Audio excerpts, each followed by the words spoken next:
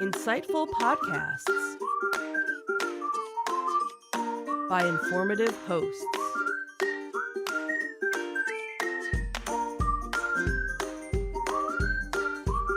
Insights into Things, a podcast network.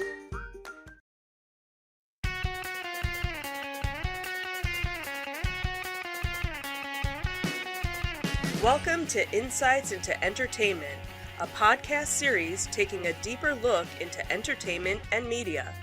Your hosts, Joseph and Michelle Whalen, a husband and wife team of pop culture fanatics, are exploring all things from music and movies to television and fandom. Welcome to Insights into Entertainment. This is episode 93, Thoughts, Souls, and Sorcerers. I'm your host, Joseph Whalen, and my talented and inspirational co-host, Michelle Whalen. Hi, everyone. How are you doing today, dear? I'm doing okay. How are you? I'm doing all right. We had quite the hiatus from podcasting for the last few weeks. We sure did. Did a lot of work in here. Yep. Ripped everything out and put it all Yep. back in. And everything seems to be working, which Fingers, is fingers crossed and knocking on wood. We did some work, around the house as well. Yep. A couple of remodeling-y, redecorating, things. Still a little work to do, but Very, very productive use of our downtime. yes, absolutely. So we are back after the first of the year now, in the new year. Thankfully, 2020 is behind us. Thank goodness. This actually our third season will kick off in February, I Right, believe. mhm. That's our official season break. But Right. moving forward here, we're keeping the same format, and Mhm. we got new headsets, new mics, new positionings for the mics. We've rearranged the studio a bit here. We have our monitors up on swing arms now, so it looks a little nicer. Mhm. Makes And it easier when the studio transforms into my home office. office, yeah, yeah. We also replaced the computer that does all the heavy lifting for us here. Mhm. Much more robust system there. So hopefully, a lot of the glitches and screen issues and sound issues that we were experiencing before the new year has we've managed to arrest all those, and we're good to go moving forward. Mhm. So this week we're kind of easing into things. Right. There was a lot of stuff that went on. We're not going to play catch up on any of that entertainment news. So we are going to take a look at a couple of different things here. In our Disney Detective, we're going to take a look at our thoughts on Soul, the new movie, Pixar movie that came out. We watched that. We have yet one more thing that we're losing, and is this Disney World and Disneyland? Just Disney World. They Just were the only Disney ones World. that So actually had it. we're losing a little bit more magic from Disney World, which is kind of sad. Yeah. Then we'll move on to our Disney Detective, where we will give Tales from Tales from the Edge of the Galaxy. See, new I- year, same flubs. I didn't, and this is my fault. I didn't give you your little notes that I normally Yeah, do. you usually so- give me a summary here to make it a so, little easier. Yeah, so it's all my fault. So. So in our Tales from the Edge of the Galaxy, we will recap the Mandalorian finale, Right. which was fantastic. Mhm. And in relation to that, a little bit of Mandalorian news from between A little Mark bit of Hamill. love going back and forth between. Yeah, and well deserved too. Yeah. Absolutely well deserved. Then in our entertainment news, we will talk about Wonder Woman 84. Mhm. Then we'll talk about Hamilton and their eligibility for rewards before we finish up with our insightful picks of the week. Mhm. Before we get into all that stuff, I would invite folks to subscribe to the podcast. You can get the audio versions of the podcast if you look for Insights into Entertainment. Video versions of the podcast and all of our network podcasts are actually listed as Insights into Things. You can find us on Apple Podcasts, Spotify, Google, Stitcher, iHeartRadio, TuneIn, Amazon, and Pandora. That was the other one. I didn't get that one into the notes yet. Oh, well. Next time. Yeah, we've been saying that for, I think, 4 podcasts now. Oh, well. We would also invite folks to reach out to us, give us your feedback, tell us what we're doing right, what we're doing wrong, what you'd like us to talk about, what you'd like us not to talk about. You can email us at comments@insightsintothings.com. We're on Twitter at Insights Into Things. You can hit us on Facebook at facebook.com/Insights Into Things podcast, or get links to all that and so much more on our website at www.insightsintothings.com. Are we ready? Let's do it. Let's dive right in.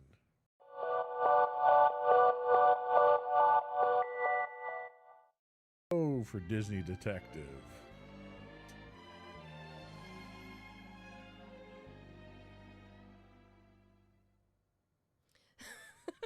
I wanted to just keep singing. So again, kind of changing it up a little bit. This week again, lots of stories came out with different things that were going on in the parks and whatnot. So we, I figured we'd kind of change it up. So first, we can talk about one of the things that just came out that'll be going away at the Magic Kingdom, and that is the little scavenger hunt game. Wait, we're not going to talk about Soul? You want to talk about Soul first? Well, that's the first in the list. Okay, I'm sorry. You're throwing me off script Well, here. because you, all right, whatever. So, let's talk about Soul.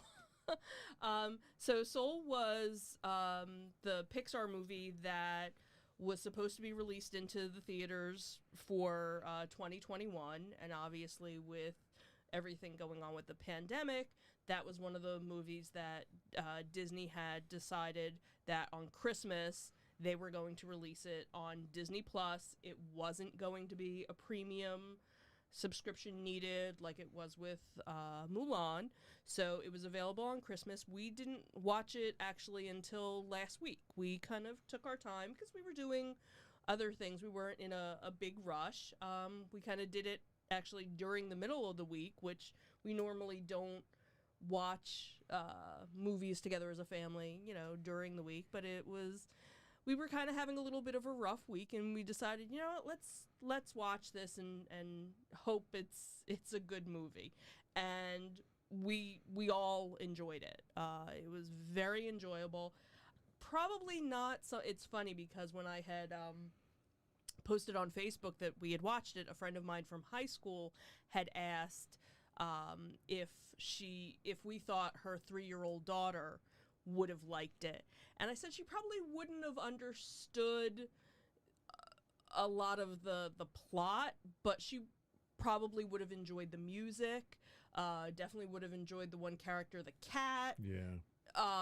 So it's definitely, in terms of, the Pixar movies, it's definitely a much more mature movie, so like your teenage. And it was kind of a more refined plot than you normally get, too. Yes. Wasn't it the simplistic black and white? Right. I definitely think it was more, your teenage. Absolutely. And above. And definitely more adulty. Yeah. Than, And what I thought was interesting about it was, given the circumstances of 2020, it had a very poignant meaning. Yes. And a very poignant focus to appreciate the things that you do have by the end of the movie. Yes. And, and that was definitely the big focus of it. And I think also the fact that,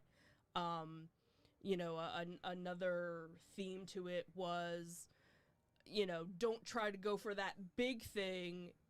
Enjoy the little things, right. Don't miss out on the little things that really are what make life worthwhile. Exactly. Don't, if that big thing, and the big thing happens, you might be disappointed because it wasn't everything you wanted it to be. So you should really enjoy. The message was really kind of, life is a sum of all the parts, not one particular aspect of it. Right. And there's so many things on a day-to-day basis that we probably tend to overlook. Yeah. And this was a nice little nudge to kind of focus on everything that happens.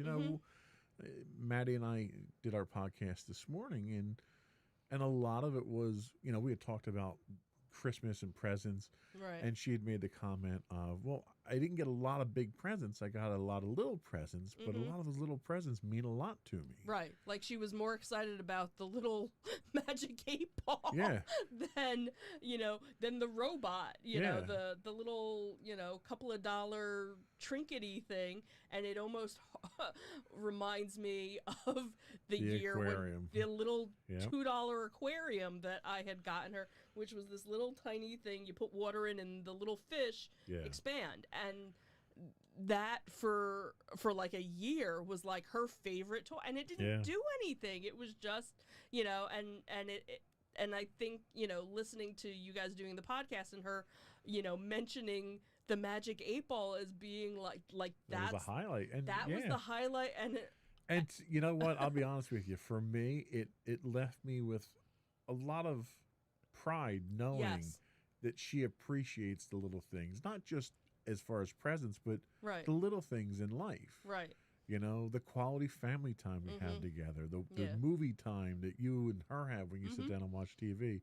like she was upset because I was late the one night Right. because we started watching something later Right. than our normal Right. whatever, and I wasn't ready right at 8 o'clock, and she was Right. kind of Well, upset. and even like we had stopped doing the podcast for a couple weeks because Right. we had everything ripped apart, right, and she missed having those discussions.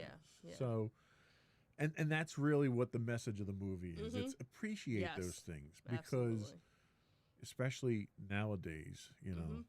those things can be taken away from you when you least expect it. exactly, So, I've heard a lot of people criticize the movie. I heard one person who really didn't like the movie describe it as listening to that snowman from Frozen for the entire movie. And it wasn't that bad. yeah, There were slow parts. There were Right. some, I don't know, predictable parts to Mhm. it. But I think overall it was what we needed when we got it. yeah, So it was very good timing for it. yeah, So I would highly recommend it if Mhm. you haven't watched it yet. yeah. So now we can talk about something that Disney's taking away from us. Sure. So news just came out this week that another Disney Magic opportunity is going to be going away. So according to a cast member who a couple of people had spoken with, that is located at the Firehouse, which is inside the Magic Kingdom at Walt Disney World. They had mentioned that the Sorcerers of the Magic Kingdom game would be coming to an end on January 24th. So Sorcerers of the Magic Kingdom is essentially a scavenger hunt game where participating guests could search for 20 magic portals throughout the park and then battle with Disney villains such as Cruella, Scar, Jafar, Maleficent, Ursula, Radcliffe, and Dr. Facilier. No news as to if something is going to be replacing it or not. Obviously, they've been trying to kind of push people to the Disney Park app, and then there's even a Disney Play app where while you're waiting in line, you can play different games and whatnot. So this is, kind of sad to see it go. It's been around. I can't even remember for how long, but what was nice about it was, one, it was free. And not a lot of stuff in Disney is free. It's also kind of one of those hidden gems. Not that many people knew about it.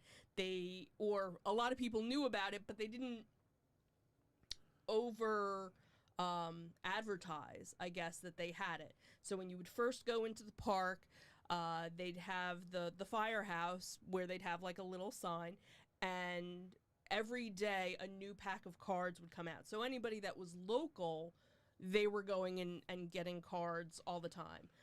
The other thing that was nice was when they would have special events. So when they would have the Christmas party or the Halloween party, there would be a special set of cards that came out that you could only get if you were going to those parties. So that was kind of a neat thing. And when you would get these cards, that was part of when you would go and play, again, it was a scavenger hunt. So there were different parts of the park that had these little portals, and you'd have to hold up the card, and there was some sort of technology between what you were playing in the card to determine whether or not you beat the villain or not. And then if you did, it would tell you, okay, now you have to go to this part of the park. So it was a nice little add-on for people that had probably, you know, if you were, again, a local, or if you were somebody that had gone to the park many times. So I think that was maybe the thing, you know, for the person that only goes like once in a lifetime, you probably, you know, weren't going to play. They used to have something in Epcot that was kind of the same thing. They had a Kim Possible scavenger hunt where you needed to borrow their equipment in order to play it, and they had phased that out a couple of years back. So again, it'll be interesting to see if they kind of bring something back into play, you know, instead of that where you're using your own phone and you don't have to, you know, get a card or something from them. So we'll see. So what was the reasoning they gave for this? There was no... Because I can't imagine that it has anything to do with health issues with COVID. Right.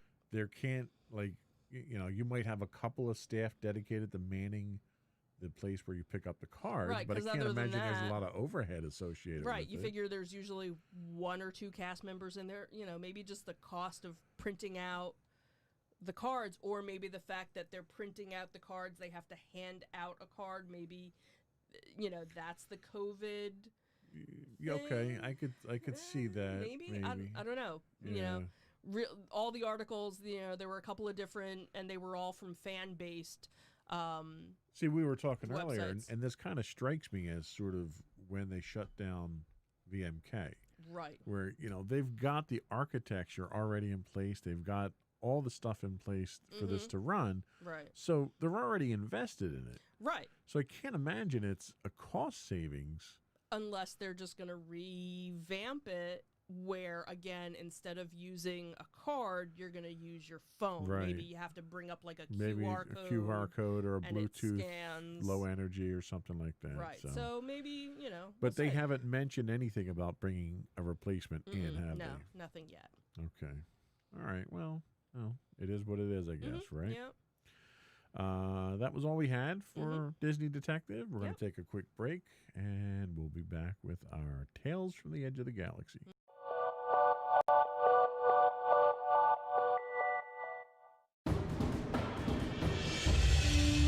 For over 7 years, the Second Sith Empire has been the premier community guild in the online game Star Wars: The Old Republic. With hundreds of friendly and helpful active members, a weekly schedule of nightly events, annual guild meet and greets, and an active community both on the web and on Discord. The Second Sith Empire is more than your typical gaming group. We're family. Join us on the Starforge server for nightly events such as operations, flashpoints, world boss hunts, Star Wars trivia, guild lottery, and much more. Visit us on the web today at www.thesecondsithempire.com.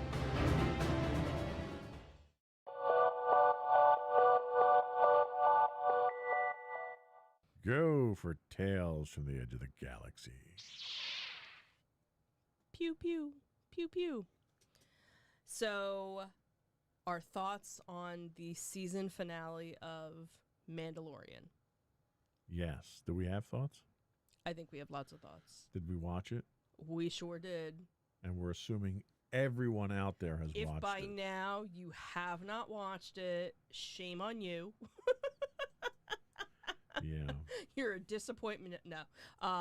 Don't listen. But if you didn't watch it by now, you've probably already had spoilers about it. And it was... I personally hadn't read anything about it. I know you did, so you knew Yes. what was going to happen because you hate being surprised, where I, on the other hand, I hate knowing because then I'm waiting and anticipating for Right. said thing to happen. It was looking kind of bleak. It was looking kind of dark as the episode started, and how are they going to get out of this? And all of a sudden, you see an X-Wing fly by. Yes, you And you're do. like, oh my goodness, no! Well, and the thing is, when they kind of played that up, because Right. you've seen X-Wing show up several times in the series Right, this so season. it could be just any So, X-Wing. You know, you're kind of led to believe that it's these two guys that have been flying around and policing the galaxy, maybe. Right, but you're hoping... And then the way that they and that was really the great thing, is that Right. the way that they played it up Mm-hmm. was that the heroes had stormed the bridge. So Right. they took over the bridge, Right, and they were in trouble because these dark troopers were all about to storm the bridge and kill everybody, and they couldn't right, stop them. right, So you see this arrival unfurl on mm-hmm. various monitors. Right, And you're seeing glimpses of security Right, cameras here right, and there. You see right. the ship show up, you see the person walking, and then all of a sudden, you see a lightsaber come out. And it's not in color. Right. It's black and white on these screens. right. So you see a hooded figure with Right. a lightsaber. And that's So all... at that point in time, you could almost assume, oh, Ahsoka's back, right? Right, you knew it had to be some sort of Jedi. Right. But it was one lightsaber this time. Right. So everyone, And everyone grabs their edge of their seat here and are Right. wondering what it is. right, And as the battle goes, this person's slicing these guys up, blah, blah, blah. right. And then it cuts to a scene in a cargo hold Mhm. that's a live scene at this point. It's not a security camera. Right, right. And you see the color of the saber. And more importantly for me, you see the hilt. And the hilt is instantly recognizable to Right. me Mm-hmm. because I own several of them. And you know at that point, even though the hood is still up and you don't Right. see a face, Mm-hmm. you know who it is. Right. And from then on, the scene unfurls live. You don't see too many of the security cameras. Right. Right. So well done the way they did that. Mm-hmm. It was literally the Darth Vader scene, the hallway scene of Darth Vader from Rogue One, Mm-hmm. where you got to see how badass Darth Vader was. Right. You got to see how badass this person was. Right. And they're slicing, they're throwing, they're pushing, they're crushing. Force choking. It was- blah, blah, blah. It was awesome. Right. And they cut through all the bad guys. They show up on the bridge. They pull their cloak back, and you And see everybody it screams. is a young version of Luke Skywalker. Mm-hmm. Because this is 5 years after Return of the Jedi. Right. So they had to digitally de-age Mark Hamill, Right. and they bring Mark Hamill back in to play the voice part. Right. He did the voice part, but they used a different actor for the body and Correct. de-aged his face and, Correct. yeah. So well done. Yeah. And you have a couple touching moments on the bridge there. Mm-hmm. Yeah. Because you have, Luke is there to take Grogu, Baby Yoda, Mm-hmm. and Grogu doesn't want to go Right. because he doesn't want to leave Mando. Right. And Mando's in there in his gear. He's got his helmet and everything on, and Grogu wants to see his face before he goes. Right. And he takes the helmet off, Right. which is at that point in time not as shocking as it had been. Right, because we've, just in a couple episodes back when, Right. he was on the base, to blend in with all the others, he had to take his Right. helmet off and, But you have this very touching It was scene, very this touching. father-son scene here Mhm. that they have. Yeah. And this is shortly after, Moff Gideon tries to kill Mm-hmm. Baby Yoda, and he, Mando dives in front of Right. the child and saves him from the blaster bolts. Right. And then you get one last cameo. Right. And who's the last cameo you get? That was, R2-D2. oh, right. I forgot. Yeah. We were, yeah. Yeah, R2D2 so R2D2 follows him around and shows up, and you Yeah. get a little cameo of R2 there, and that went, oh. right. And at that Yeah. point in time, everybody's in tears. Everybody's in tears. Um, so well done. Yeah. And you couldn't have asked for a better. I don't know where they're going to go from here because Right. you can't. But I said the same thing after the finale to the last one. Mhm. Where do you go after that Right. first season finale? Right. Exactly. Very satisfied by it. Mm-hmm. And then we got a A cut scene. teaser. Right. Yeah, we got a cut scene, a post credit cut scene Yeah. of a Boba Fett Mm-hmm. who takes over the crime syndicate on Tatooine, apparently, Mm-hmm. and he's getting his own show. Yeah. Apparently, everyone gets their own show in Star Wars now, Everybody gets a spin-off. which honestly is kind of terrifying because I really think Hmm. they're very much in Saturating danger again. of oversaturating the market again. You would have thought they would have learned the first time with the movies. Well, So- and the other thing too is that the people that are doing the shows are different from the people that are doing the movies, and Well, and that's the thing. If you put Favreau and Filoni in charge of running the franchise, they've resurrected it so far with absolutely. Mandalorian. absolutely. I mean, everything that should be done right, they've done, Mm-hmm. which completely is counterintuitive to everything they did with the sequel movies, Mm-hmm. which Yeah. should literally just be thrown out right now Mm-hmm. and let Favreau and Filoni redo the sequel trilogies. That wouldn't be a bad idea, and I'm sure they've probably thought about it. Have people that love it do it. And that's the thing, because that was the other thing that we ended up watching was they did, so when the first season had finished, they had done an 8-part documentary Right. on the season. What they did this time around was they just did a 1-hour special, condensed version of it with, again, behind the scenes stuff and things like that. And again, just seeing the two of them talk about it, they are just as in love with Star Wars as all of the fans. They are fans, and they know how to treat it. And It's see one of that. those things that when I sit down with my Star Wars fans and we geek out over it, Mhm. it's the same exact discussion that they have on the set of the shows Right. every day. And the other thing that was really funny too was the one director, when he was putting together his ideas for, he got his Star Wars figures out and was playing in the backyard with his kids Right. to help act out, Yeah, how was, he he was wanted using his figures to do the action to sequences. do the scene. Okay, that Yeah, you get my respect. yeah, You know. you win right there. You You win. should get. There should be an Academy Award just for authenticity. at that Right, point.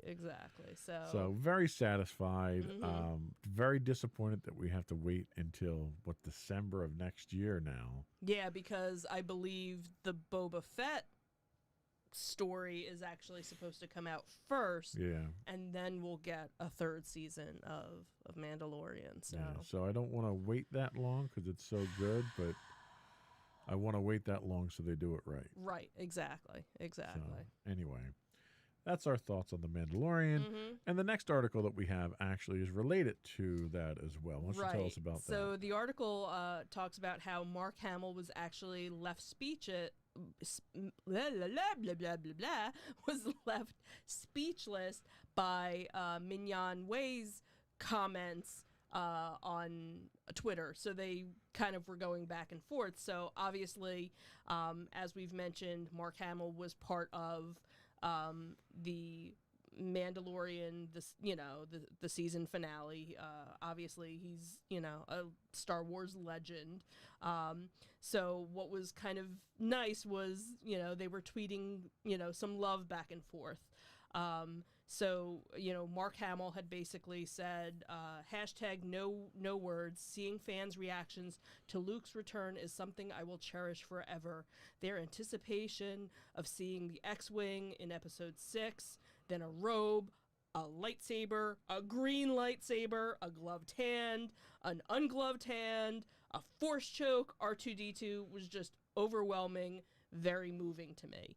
And then Mignon had responded saying, "You and Luke have been immensely inspirational and impactful to my childhood and as an adult. And to have shared a scene with you in The Mandalorian is truly one of the biggest highlight, not just in my career, but in my life. Thank you." Smiley face with a heart-shaped red eyes. Your fan always, Minya. And then Mark wrote back, so, he said, "So this happened, and I'm literally speechless, other than to say the pleasure was all mine. You're not so bad yourself." Hashtag you're not so bad yourself. And then she actually had talked about how, it was kind of like nerd nirvana, adding that it was way cooler than the time that she met Aerosmith's Steven Tyler and spilled red wine on her arm, and he wiped it off with a cocktail napkin. So that ranked up, Wow. higher. That's where that goes, huh? So it's Mark Hamill, then Steven Tyler spilling wine on her. Well, the one thing I have to say is it's nice to see not only this love from the actors themselves, but the love from the fans for this work. Absolutely. Seeing what happened after some of these after Phantom Menace and what happened to Ahmed Best and right, what happened to Kelly Tran after Last Jedi. Right. Seeing that kind of toxic stuff come up from the fans really is very disappointing. But this show itself has drawn people in. I have one of my employees down in Maryland who watches it with his son, and he said he gets angry at his son because his son watches it without him. He's so into it. It's sort of that bonding stuff, and it pulls people in. It's people that weren't even Star Wars fans are watching this and loving it. Yeah. And that tells you something right there. It tells you that they're doing everything right. Right. So it's a wonderful thing to see that kind of enthusiasm out there. So that was all we had for our Tales from the Edge of the Galaxy. We'll be back after a quick break with our entertainment news of the week.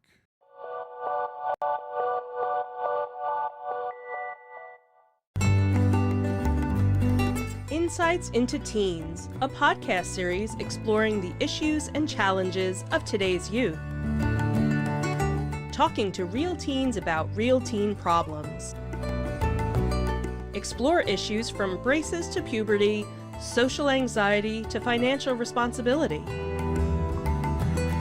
Each week, we talk about the topics concerning today's youth. We look at how the issues affect teens, how to cope with these issues, and how parents, friends, and loved ones can help teens handle these challenges. Check out our video episodes on youtube.com/insightsintothings. Catch our audio versions on podcast.insightsintoteens.com or on the web at insightsintothings.com.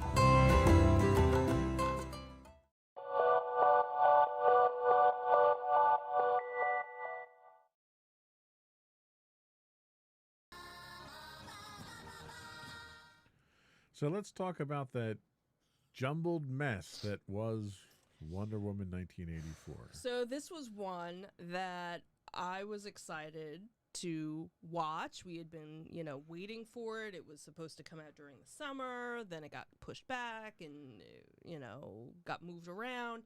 And then we were excited to hear that not only was it going to be released in theaters, but HBO Max was going to be offering it. So we signed up for it, so we were ready. So Christmas Day, after we did all our presents and had breakfast, it was time to go watch Wonder Woman.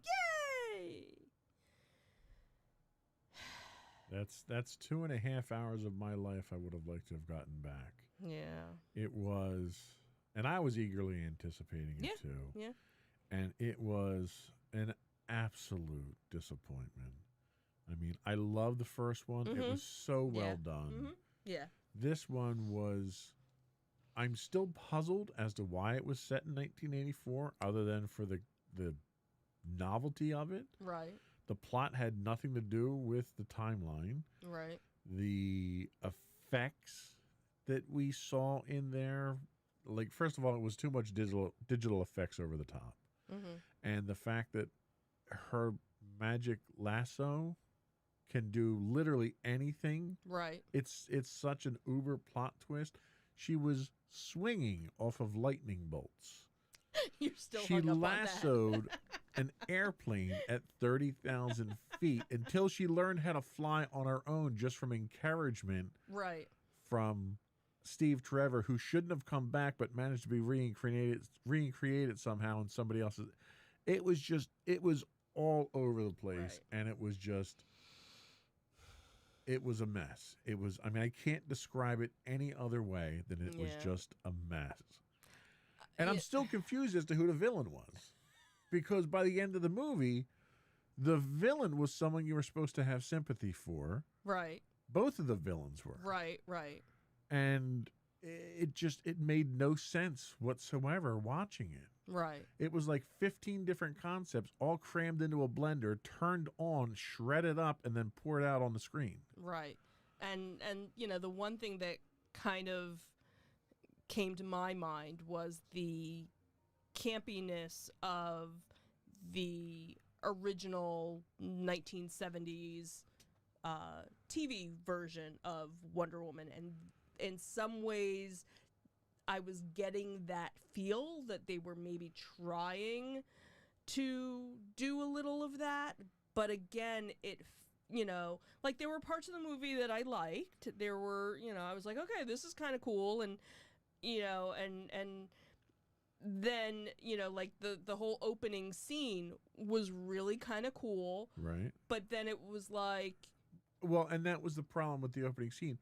It was 20 minutes Right. of an opening scene that they never... to teach you not to cheat. Right. That was literally all you got out of that. That was the whole thing. I kept expecting something bigger to come, where it was just like, okay, you spent all that time. It was 20 minutes of don't take a shortcut. Right. And it was like at the end of the movie, you're like, why was that even in there? Right. You probably could have done a 2-minute. Yeah.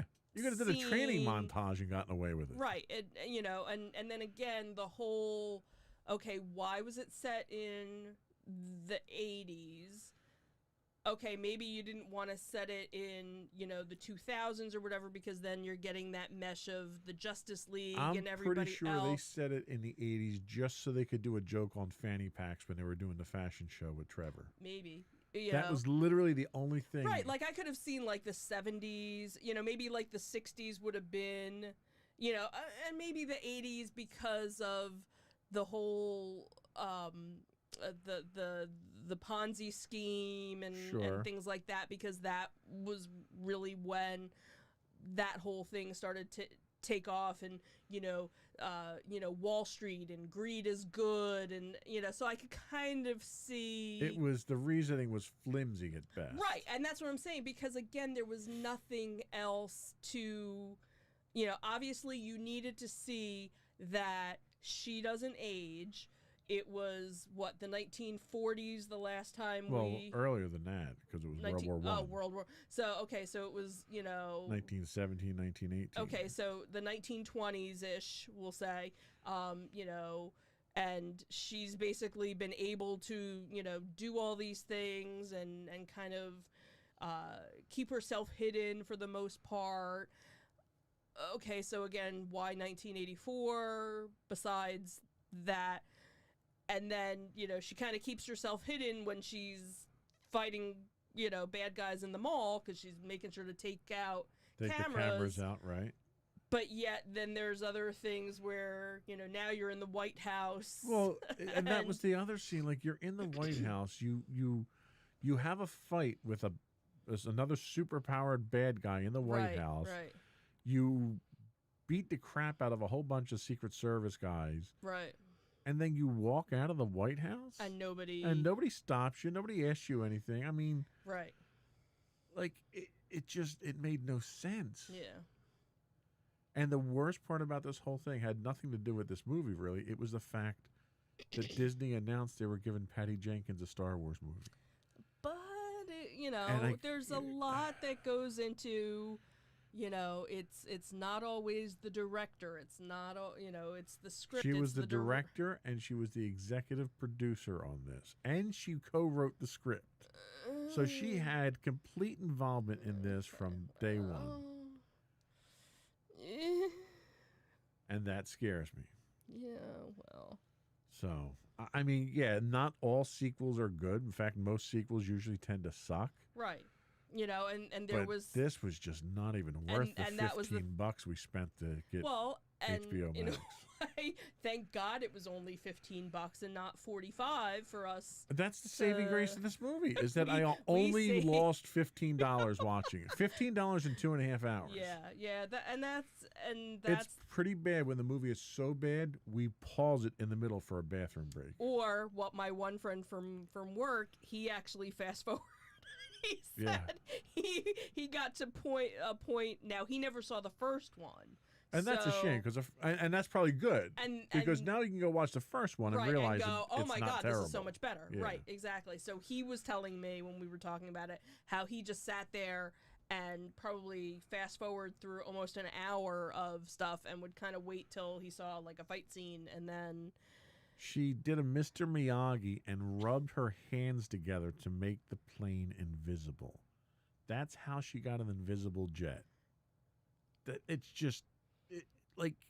Well, and did we ever know, how, we always knew she had an invisible jet. She didn't get it from rubbing her hands together. I can tell you that right now. I don't know. What was the origin of her having maybe this was... She didn't rub her hands together to make the jet invisible, nor did she swing off of lightning bolt. That's physically impossible. Physically impossible. Wait, hold on. Wait a second. Superheroes. Hello. Look, I'll stretch the imagination for superpowers if you want to give me some kind of supernatural. That's totally impossible. Lightning bolt. None of this is impossible. Had she hit the lightning bolt with the lasso, it would have turned it into dust. Okay. I love how that's your... It's just, that's how ludicrous. That's what pushed me over the edge, was swinging off of lightning bolts. And that's prior to her learning to fly just by getting encouragement from a pilot. Right. So anybody can fly. Right. You just have to be encouraged to do it. You just have to have a pilot tell you to ride the air. She doesn't have any superpowers that lets her fly. It's just happy thoughts. She doesn't even have, pixie dust. Okay? Just happy thoughts. She can fly. All right. Blood pressure's too high. Let's move on here. Let's talk about Hamilton and the fact that they're definitely not getting an Oscar. Yeah, so it seems that it's official that Disney Plus's Hamilton won't be eligible for Oscars despite potentially being up for other awards. So the musical obviously had dominated Broadway ever since it premiered in 2015, but obviously with everything that's been going on, theater has been, virtually non-existent. But audiences did get to witness Hamilton over the summer. Disney was originally planning to release the filmed version of Hamilton in the theater sometime in the fall of 2021, but obviously when the pandemic hit and there wasn't much entertainment out there, Disney had changed their mind and this past July made it available on Disney Plus, and also with that they ended up getting a heck of a lot more subscribers to Disney Plus as well because of that. So obviously, all of this kind of had people wondering if Hamilton would now be eligible for an Oscar. And that was something that kind of went back and forth. And, we've talked about Oscar contenders before and what the stipulations are, and that Netflix had a couple of movies that were able to be eligible for Oscar because they had first premiered in the certain theaters within Los Angeles County and things like that. But then they kind of changed the rules because they talked about how because of theaters being closed, they were going to allow certain movies that were going to be streamed to be eligible. But it seems after kind of going back and forth, because this is actually a filmed version of a live show, I think that's where the technicality kind of, that's where the Oscar committee has basically come in and said that it wouldn't be eligible. But the other thing that seems to be coming out is that it will be able to be up for a Golden Globe and also SAG Awards as well. So it's still a contender for some sort of awards, but obviously not for the Oscars, which, I guess it's not horrible. Well, and I got to tell you, I'm not surprised at this decision, given Right. the other shenanigans of Right. various entities, Martin Scorsese being one of them, Mhm. and Steven Spielberg being another one, of Mhm. them trying to restrict what movies can be nominated for Oscars for whatever reason. Like, I still don't understand why they're so against giving the just rewards to such creative geniuses. Well, and that's the thing is they were both on opposite sides, where Steven Spielberg was it needs to be a film and not on streaming, where Martin Scorsese, The Irishman, which was primarily Netflix, that was, he was okay with it Right. going. So they were kind of Right. on either So sides why you of would the- want to deny it is beyond me. Right. Especially this show itself. It wasn't just somebody set up a couple of cameras in the Mhm. audience and filmed a stage show. Right. This movie that was shown on Disney Plus Mhm. was a stage show come to life on film. Mhm.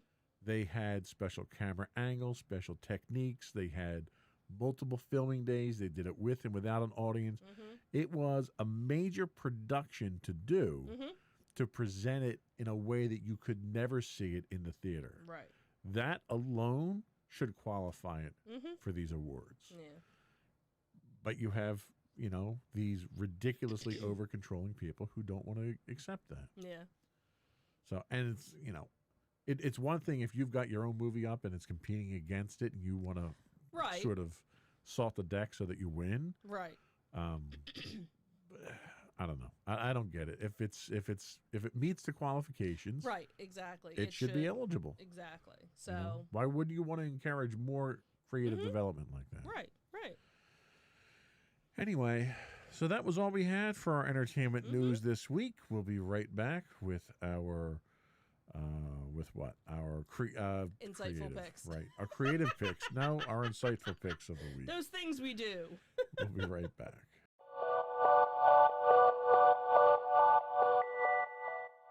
Go for your insightful pick. So my insightful pick is a show that started streaming on Christmas Day on Netflix, and it is called Bridgerton. It is a period drama series that is actually based off of a set of novels by Julia Quinn. And the books came out, I want to say in the 90s, I think different people, I never read the books, but I know different friends of mine who have read the books, and they were very excited to see the show come out, and then people that have now finished watching the show that want to go back and read the set of books.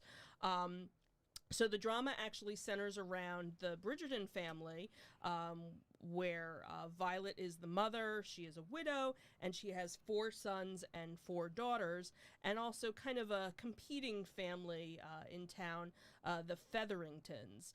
And the story basically takes place in the competitive world of Regency London, high society's town, during the season where debutantes are presented at court, and basically you get to see, how it all, kind of works its way out.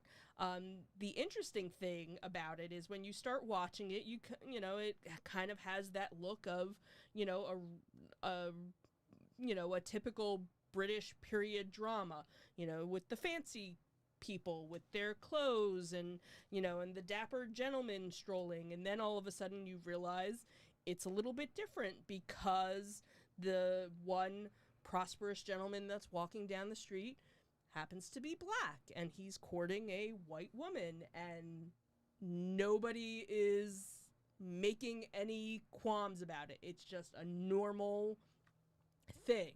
It kind of reminds me, I think it was only one season, and I don't even remember how many years ago, but they had kind of done a reboot of Romeo and Juliet, where they had kind of done, it was still kind of set in that same time period, but the cast was multicultural.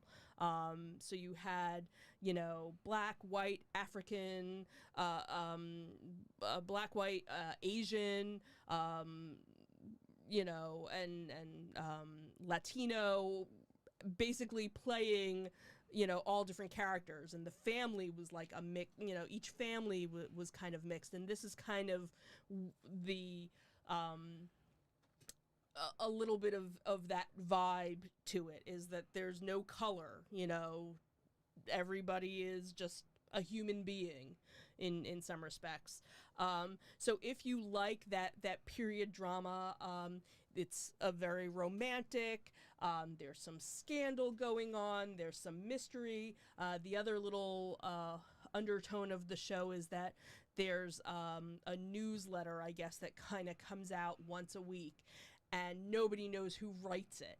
And it's kind of like the gossip column of the day, and everybody, is trying to figure out who is the author of this and whatnot to it. So that kind of adds to it, and you kind of see the, all the eligible women vying for, the best suitor, and what it really means to them to, to marry and, move on to the next stage, of their life. So really well done. And even the music too, like when they're going to balls, it's, it's that classical music, but every now and then you kind of listen and you realize it's a modern pop song, but they're doing it in classical music. So it kind of sets it. So it kind of reminds me of Knight's Tale, when they do different dance routines, but yet they're playing a modern song, in a classical way. So very well done. Cool. Good pick. Thank you.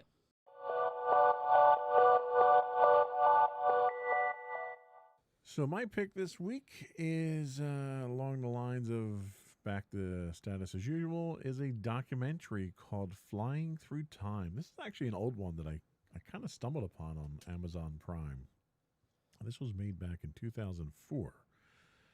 It was a single season, but they did a Herculean effort with 27 episodes in a single season. It's back in the old days when you got more than 5 episodes of something per season. Mm-hmm. So with Flying Through Time, you can discover the excitement of flying as we reveal the most remarkable aircraft ever built and the aeronautical achievements that shaped aviation history. Audiences will be fascinated with educational portraits on the history of airships, warplanes, and luxury jetliners. Flying Through Time is this wonderful series all about airplanes. And what I thought was interesting about it, first of all, it's kind of quaint to watch it and see some of the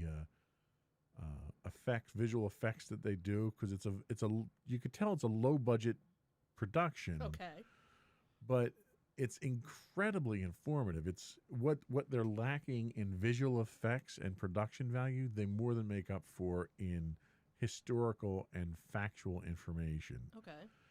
And it's one of these shows that they don't just showcase military aircraft or commercial, it's everything. And it's not just aircraft. So from episode to episode, you'll get aircraft carriers and airplanes associated with them. And then you'll get specific aircraft like the F-14 Tomcat. You'll get giant aircraft. There's a 2-part episode about the Boeing Company and its contributions to aviation. There's an episode on vertical takeoff vehicles. There's the P-38 Lightning. There's the Century fighters that came out in You know, the 100 series of fighters that came out in the 50s and 60s. Then you have a history of commercial aviation. They don't limit themselves in the scope, and it's literally the most comprehensive history of flying that I've ever seen, as far as engineering and the technology behind it and the evolution of the airplane. And every episode seems to be slightly different than the other in the way they present it. So it's a very well produced and documented program. One of the better flying ones that I've seen. I'm probably 2/3 of the way through it now, and it's one of those ones that when I put it on, I can't help but wanting to watch the next episode and binging the whole thing. I'll watch 4 or 5 episodes at a shot. So, Flying Through Time, streaming now on Amazon Prime, and we'll be right back.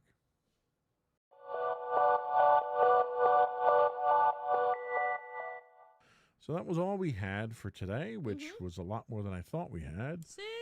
It's amazing when you ask me to give my opinion on a movie that's really bad. Somehow I just can't help myself. Nope. But that's okay. That's what it's all about. Exactly. So before we go, I do want to encourage folks, once again, to subscribe to the podcast. You can find the audio versions as Insights into Entertainment. The video versions are Insights into Things.